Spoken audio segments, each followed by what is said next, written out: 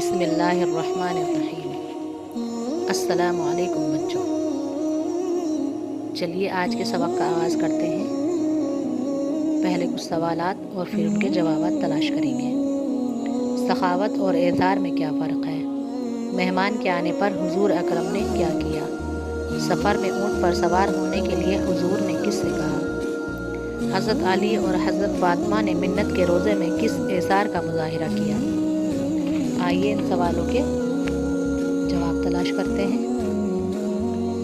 اپنی ضرورت سے زائد چیز کسی محتاج یا ضرورت مند کو دینا سخاوت کہلاتا ہے۔ اپنی ضرورت کی چیز کسی دوسرے حاجت مند کو دینا اور اپنی ضرورت کو قربان کر دینا ایثار ہے۔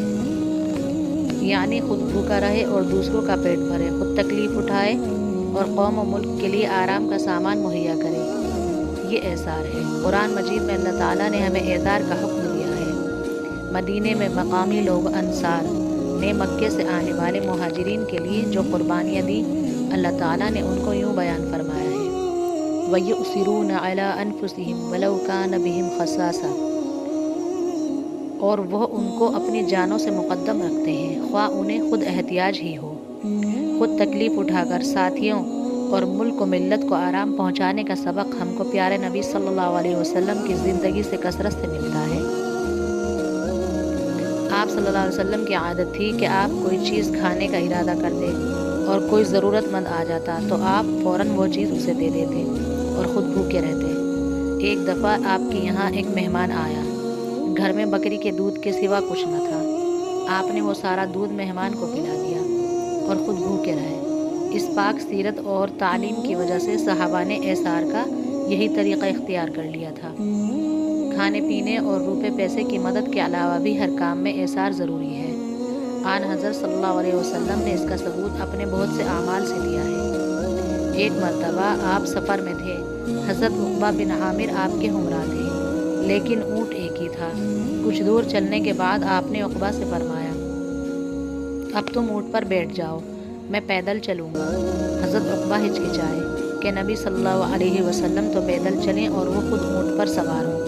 اس بات کو انہوں نے سوچا کہ کہیں یہ بے ادبی نہ ہو، لیکن جب آپ نے اصرار فرمایا اور حکم دیا تو عقبہ نے حکم کی تعمیل کی۔ اس لیے ہمیں بھی ایسے موقع پر دوسروں کا خیال رکھنا اور ایثار سے کام لینا چاہیے۔ ایک جہاد کے لیے آن حضرت صلی اللہ علیہ وسلم کو کچھ سامان جنگ کی ضرورت ہوئی۔ ہر صحابی نے اپنی اپنی توفیق کے مطابق مدد کی۔ حضرت عثمان رضی اللہ عنہ نے ایک بڑا حصہ مال کا پیش کر دیا۔ حضرت عمر اپنے گھر کا آدھا سامان مدد کے لیے لے آئے۔ جب حضرت ابو بکر نے گھر کا سارا سامان پیش کر دیا تو آن حضرت صلی اللہ علیہ وسلم نے پوچھا: ابو بکر، آپ گھر والوں کے لیے بھی کچھ چھوڑ آئے ہیں؟ انہوں نے جواب دیا: یا رسول اللہ، وہاں تو اللہ اور اس کے رسول صلی اللہ علیہ وسلم کے سوا نام کے سوا کچھ نہیں چھوڑا۔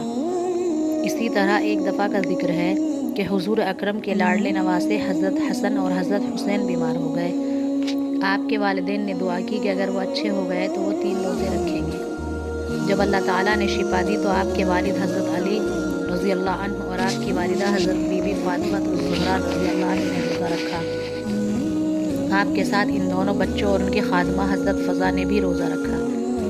افطار کے وقت ایک مسکین نے آ کر کھانے کا سوال کیا۔ انہوں نے سب کھانا اس کو دے دیا اور خود پانی سے روزہ افطار کیا۔ دوسرے دن روزہ رکھا تو اتفاق سے شام کو ایک یتیم نے آ کر سوال کیا، سارا کھانا اسے دے دیا۔ تیسرے دن جب روزہ رکھا تو ایک قیدی نے کھانا مانگا، سب نے اپنا کھانا دے دیا۔ اسی طرح 3 روز تک مسلسل ان ننھے بچوں نے، ان کے ماں باپ اور خادمہ نے روزہ رکھا اور ایثار بھی کیا۔ ایثار کے ان واقعات سے ہمیں سبق ملتا ہے۔ ہر مسلمان کا فرض ہے کہ دوسروں کے لیے اپنی سہولتوں کو قربان کر دے اور دوسروں کی ضرورتوں کو پورا کرے۔